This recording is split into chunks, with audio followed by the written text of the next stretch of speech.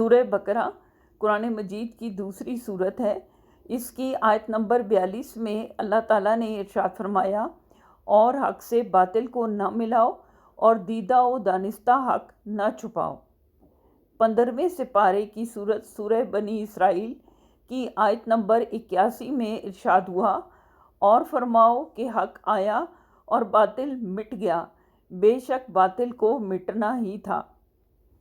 سورہ بنی اسرائیل اور سورہ بقرہ کی یہ آیات معرکہ کرب و بلا کی عملی تفسیر ہیں۔